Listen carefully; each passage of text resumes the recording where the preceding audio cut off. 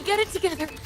I'm not good enough. You have to score, Riley, or this will all have been for nothing. Anxiety, you're putting too much pressure on her. Have you ever felt like this? Because I sure have, especially recently. I've been avoiding making this video since I completed the Manitou Incline. I recorded video 2 days after, I recorded video a week after, and this is my third attempt. And while I'm still not so sure why it's been difficult, I have an idea. The thing is, like that clip from Inside Out 2, I have just felt this overwhelming need to make this video. Well, let me clarify. I had felt this overwhelming need to complete the task I set out to complete, and then I felt an overwhelming need to complete this video. Let me rewind, actually, give a little background. I'm no gym bro. I rarely go to the gym, and in fact, I only work out from home. This is pretty much my home gym. It's just free weights and what I modify the room to get a full push-pull workout, including bench press right over there, or just emphasizing calisthenics. 5 years ago, I attempted suicide. And in case you're wondering, I made a video about my 5-year rope day anniversary, where I look back on the influence of Bill and Ted, and why the sermon I wrote 1 year after that suicide attempt continues to be one of the most popular pieces of content I created. I will link it up here. Since then, I've made efforts to never get back into that headspace again. Part of that was really looking into taking care of myself. I made a point to floss every day. Mission accomplished, right, President Bush? I began really watching what I ate. I began taking supplements. And I got really into the idea of connecting with my body. I'm an Enneagram 5. If you know, you know. I made routinely working out part of how I did that. I explored various ways to do so in order to find the most effective method. As I said, I really wanted to connect with my physical form and hopefully make myself more grounded and present in this world. To truly connect with both the world and my physical form. I tried going on long walks, touching rocks and plants, hell, even stopping to smell trees. Eventually, I came to realize that pushing myself to the extreme, till failure if you want to talk gym bro lingo, pushing myself till I couldn't anymore, till I couldn't go anymore, till I couldn't do anymore, feeling completely pained and sore. See, once I got to that point, I realized I was finally present, connected with myself and the world around me. I concluded then that I only felt truly present and grounded in this world, connected to both it and my physical form, when I pushed myself to failure. Pushed myself till I was feeling pain. The pain made me feel alive. Stop it! This is your pain. Stay with the pain. Don't shut this out. No, God! Without pain, without sacrifice, we would have nothing. And yes, I am aware of how masochistic that sounds. But that's what I've been doing. Only periodically popping into the gym simply for my own curiosity to find out things like what my 1 rep max is. That's more gym bro talk. But this past year has been very especially difficult. See, almost 6 years ago, my wife came out after realizing she's a lesbian. I was fully supportive because, well, I loved arts and crafts when I was a kid. Joking aside, there was support because we've always encouraged each other to be fully ourselves, to fully be and fully become our authentic selves. So now, I'm what you call a platinum level ally to the LGBTQ community, and it's not just because I'm a bi man. We stayed cohabitating for both our kids, but also our finances. That is till a little over a year ago. We're still very amicable, and to this day, I hold her as one of my best friends. But since then, I've been doing the single dad thing, switching off custody every week for a little over the year, and it's pushed me past what I ever thought I was capable of handling. And then, even more happened in my personal life this year, and it pushed me further past what I ever thought I was capable of handling. The notion and reliance on certainty went right out the window completely. And all I felt I had a modicum of control over was myself. So, I began to push myself even further. I began seeking out more physical challenges. Just what could I do for no reason but to torture myself? Like I said, I'm well aware that that's called masochism. I added a weighted vest to my workouts, both my cardio and my calisthenics. I figured at best, it'll be like Dragon Ball Z and increase my strength and power level. You know why we're here, so let's get on with it. Huh? Piccolo? I had no idea you trained with weighted clothing too. His power level has gone up to 400. At worst, it'll help me burn some extra calories. But the thing is, the first time I put that vest on, it was more of a comfort than a burden. It's actually been really comforting. Like one of those weighted blankets, but on my body. Almost like a physical manifestation of the heavy burden of the soul, right? I've been lugging around my whole life. So it was meant to add a challenge I could push myself to endure. It became something that wasn't that at all. So what could I do besides think of something new? The Manitou Incline, for those unfamiliar, is a hiking trail just west of Colorado Springs, located in the foothills of the mountains. Rather than being a winding trail, it ascends straight up. It is just about a mile high, with an elevation gain of 2,020 feet. The base elevation is 6,530 feet, while the summit elevation is 8,550 feet. The average grade of the incline is 41%, while the steepest part of the grade is at a 68%. There are approximately 2,768 wooden steps that you ascend to climb to the summit. Generally speaking, people can take a trail back, but you can also just walk down the steps, back down the way you came. They say to plan on 2 to 3 hours in order to complete it, maximum time maybe 4. Know your health level, have lots of water, good shoes. The trail rating itself is extreme. Ask yourself, can you do this? Could I? And there was my goal. Now, if you're aware, like I said, there's a back trail that you can take to descend after you've reached the summit. Nope. I wanted to both ascend those 2,768 stairs and then descend them, all while wearing an extra 30 pounds. I've had veteran friends of mine tell me how rucking the Manitou Incline was part of their military training and how much of a nightmare it was. But their nightmare stories only fueled my desire. I honestly can't tell you why I set the date I did to complete it. I knew I needed to do it on a week that I didn't have my kids, but I just felt compelled that I needed it done before November. So I began working as hard as I could. But, how difficult can it be? I've completed the incline before. I dedicated mostly the whole of October.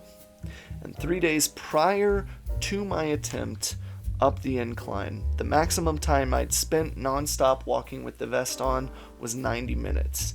My legs were fine after that time, but I'd found my traps really started feeling the weight. So my plan was to take the vest off only at the summit for a break. Then I'd put it back on for the descent. The maximum flights of stairs I'd climbed with the vest on in my lead up was 69. 69, dudes! But my average for the month comes out to about 50.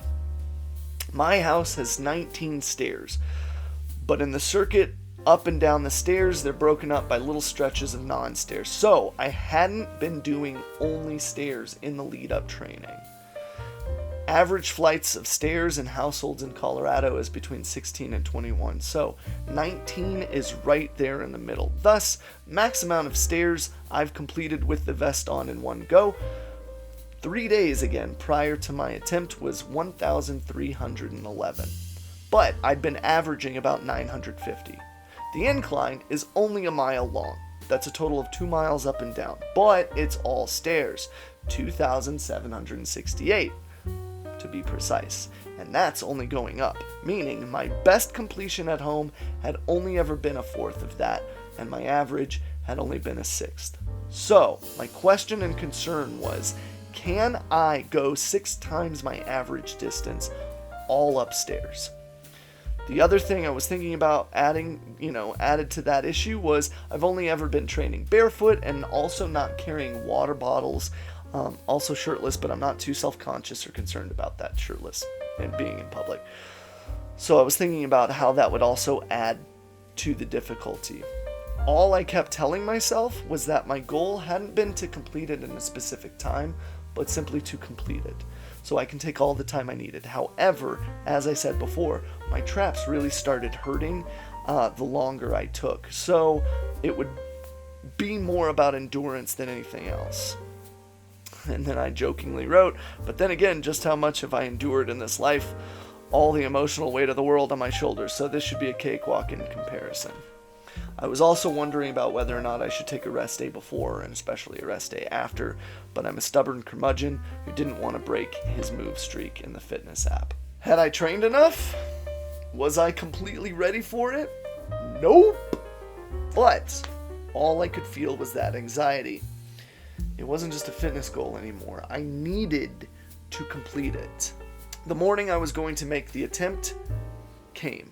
I got up, I took my supplement stack, made my usual morning smoothie, but I added a chicken and egg burrito because I knew I needed the extra salt, calorie intake, and all of that to hold on to some water. If you're curious, I'll be uploading all of this content, what my supplement stack is, all of that, extra footage and all of that content to my Patreon. Love to see you there. I watered my plants. Plant Daddy! For some reason, things took a bit longer than I had wanted. I left later than I had wanted. But I took my pre-workout with me, my bottle of water, a jug of water, a protein shake to enjoy when I came back to the car, and I drove up. I felt this mix of emotions driving up there. I was excited. I was annoyed at other drivers, but I felt like I could just dance up those stairs. However, the whole time I had this nagging, anxious feeling that it wasn't just this fun goal, it was necessary. I needed to not only reach the summit wearing those extra 30 pounds, I needed to make it back down. First hitch, parking. I didn't take the free shuttle up, but I didn't park directly next to it. I parked in the cheaper lot, so I had to hoof it up to the base of the incline wearing the vest before I could even begin. And just getting up to the incline, to the base, I could feel myself hurting already. Second hitch, I felt awkward. For some reason, I wasn't anticipating other people being there, so I was just super self-conscious filming myself when all of those other people suddenly were there. There was some woman sitting on the bench at the base of the incline talking loudly on her phone, and there I was filming myself starting off, and I just felt weird. I brought headphones and I was just planning on blasting music and being in my own world. I wasn't anticipating meeting or talking to people, which happened a lot. And while I've gotten very good at masking throughout the course of my life, all my energy was spent getting up the incline, so I had nothing left in the tank for masking. I was peak autism. When I started, I had my jams playing. I was like, I got this. I realized very quickly that this was going to be more of an ordeal than I thought. And if you watch the video, again, I'll link here or here, wherever, you can see some of the problems I ran into physically that I just was not anticipating. The thing is, I had the goal of reaching the summit like my life depended on it. I thought of how I'd feel when I got to the top and could drop off the vest. This emotional symbolism I'd feel that would then help me and push me in my life through the burden, knowing I could reach the top of wherever I was headed, finally drop the weight, and finally be free and feel free. It was about halfway up the incline that I forgot about that goal. I forgot about that plan. I even forgot about the summit itself. I stopped anticipating that feeling of freedom that would come once I reached the summit, if I could ever make it there. All I could focus on was the present moment. All that was in my head was just to keep going. And because this had been all I had been thinking about and focusing on for the better part of a month, while I was in it, on the incline, I didn't even think about quitting. Just on what I needed to do to keep going. Not to reach the summit, mind you, but just keep going. You see, this is one of the most significant thoughts about the whole ordeal that I have upon reflection.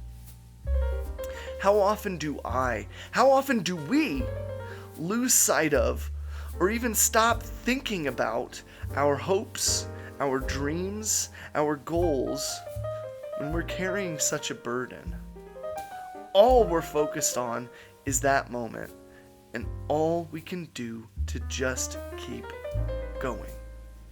Like I said, I chatted and connected and got to know some people headed up. I tried to be friendly, but all I was focused on was continuing on. I wasn't thinking about how nice the weather was. I wasn't thinking about how nice and beautiful the foliage was. It wasn't a lovely yet challenging hike, and all those elements I convinced myself I truly connected with when I pushed myself into pain, the world around me, other people, all of it just disappeared.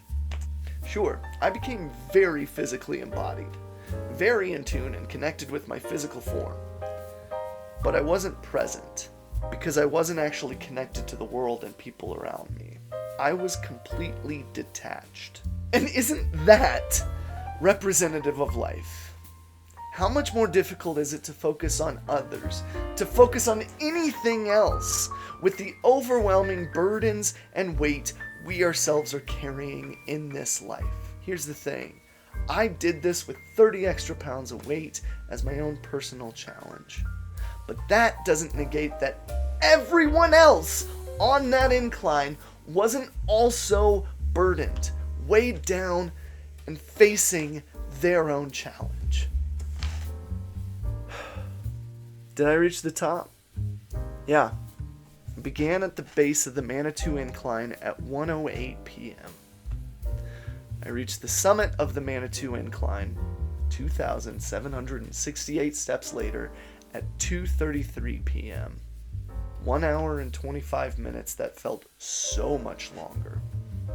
I was in a mental fog. I took pictures, I chewed on those that I got to know as they reached the summit, I drank the last of my water, but rather than enjoy the view or enjoy my accomplishment, I just felt isolated. And all I could think about was that I was halfway done. I still needed to go back down the incline. That initial idea I had of reaching the summit, dropping the vest, breathing in deep, feeling accomplished and successful, that goal, that hope, vanished. I was in such a mental fog, I forgot to even take off the 30-pound vest. It's like the burden itself became a part of me and all that I could focus on. I don't remember how long I stayed up at the summit, but eventually I began back down the Manitou Incline. I forgot to even start recording until I was already about 500 or so steps down. It was around halfway down that I finally realized I didn't follow my plan at all. I hadn't taken off the vest. I had been going without any break from wearing it. And I only realized that because my traps were finally starting to kill me.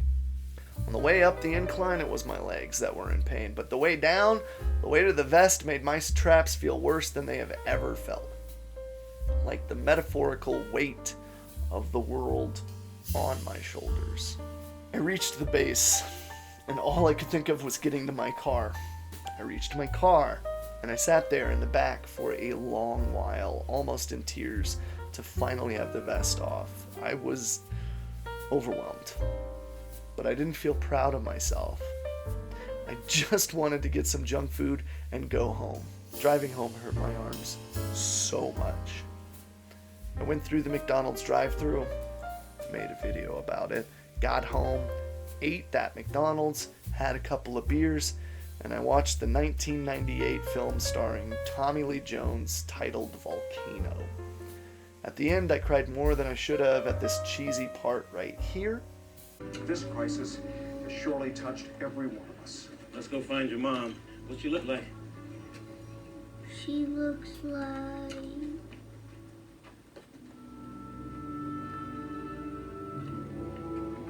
Look at their faces. They all look the same. And then I took my sleep supplement stack and went to bed. Before bed, I checked my fitness app. Final results of the day. So, did I accomplish what I set out to do? I did. But I felt so isolated in doing so that it doesn't feel like an accomplishment. I used to think that pushing myself in my workouts grounded me, connected me to both my physical form and the world around me. I used to think that pain was truly my way of becoming present in the world. Well, it does ground me, and it does cause me to connect with and embody my physical form. But I'm not present. I'm detached. I'm not connected with the world around me. I'm removed.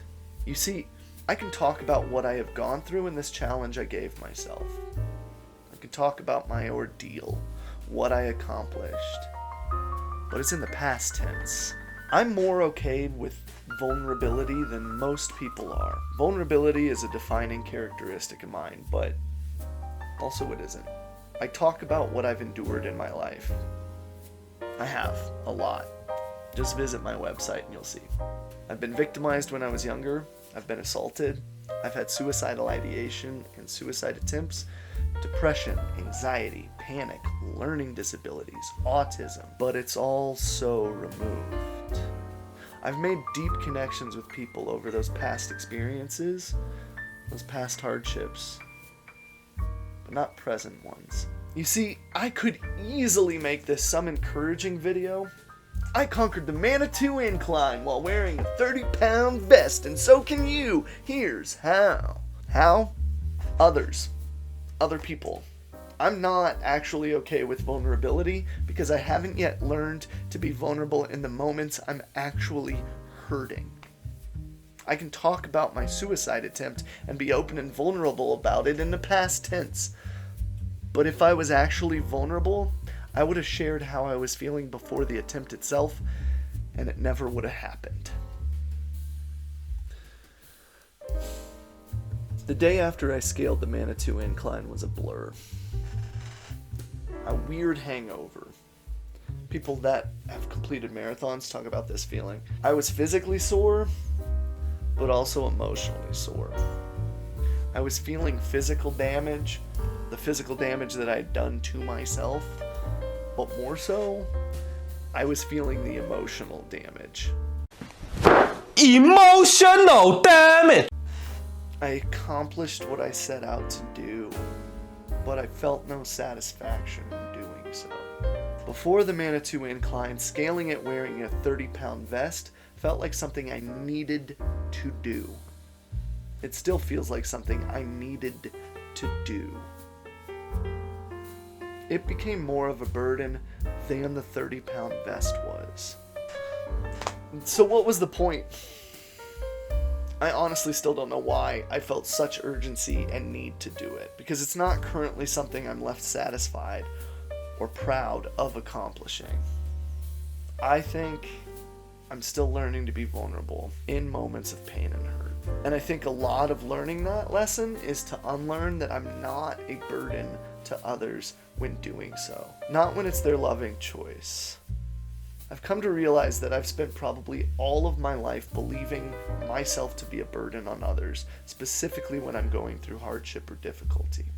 There was a number of people I met on the incline, and I championed their efforts and strove to encourage them, but I didn't actively let them do the same to me. We are all of us, climbing that steep and rugged incline of life. Insert Allegory of the Cave reference here. And we're all doing it for various reasons. And we're all saddled with various burdens. I've written a lot recently about suffering being an ontological characteristic of the human condition. We all suffer because we're all lacking. We're all incomplete, and that makes us creatures of longing, of hopes, of dreams, of desires. And we all suffer in pursuit of those. I used to believe the conclusion that pain is what allowed me to be present and connect with the world. Now I realize that it's only true when I choose to share it with others and allow them to share it with me. When we make that choice, none of us are burdens to each other. Hey! Did you know what makes a pearl not only beautiful, the Greek word there is kalos, but valuable? It's luster. Luster is the most important factor in determining a pearl's beauty, and generally speaking, the higher the luster, the more valuable the pearl. A pearl forms around a wound in the oyster's body, and an oyster first experiences a pearl as pain, torment, suffering. It secretes nacre, nacre, N-A-C-R-E, to coat the wound and protect itself from the torment of suffering. And the more the nacre, like I said, the reactive response to the wound and the pain, the more luster the pearl has. So, what makes a pearl full of luster? What makes it beautiful, kalos, and thus more valuable? Well, you could argue more suffering and torment on the part of the oyster.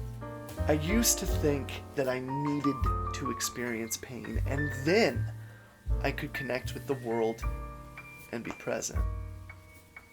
But pain and suffering are universal. They're a gate to connection, a pearly gate, if you will.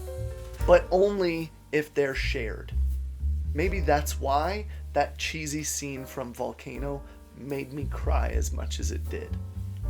They were all covered by the ash of the painful ordeal they all endured together. And it made them not only unified, but the same. I'm still going to be working out, pushing myself past failure, going until I'm feeling pain, making them gains, getting swole! But I'm going to be striving to not keep it to myself. Instead, I'm going to be striving to share my burden, my pain, my suffering, and I hope that you do the same. Maybe then, I can finally accomplish the goal I've actually been striving to complete. I can be physically embodied, but also really and truly present. Connected with the world, but more importantly, the people around me. So, tell me in the comments below, when you lose sight of the metaphorical summit, when you lose sight of your goals in life, when you're overwhelmed and all you can focus on is to just keep going, what motivates you to do so? Oh, and next time, I think I'm only gonna do the Manitou Incline with others, and leave the vest behind. And the world will be better for this, and for you in it. Thank you so much for watching. Subscribe for more content, and hey, consider supporting me and my family on Patreon. I'll be uploading loads of content related to this video for my supporters there if you're interested, as well as plenty of other stuff, but ultimately your support on Patreon is going to help me, continue being me, and you being you, hopefully.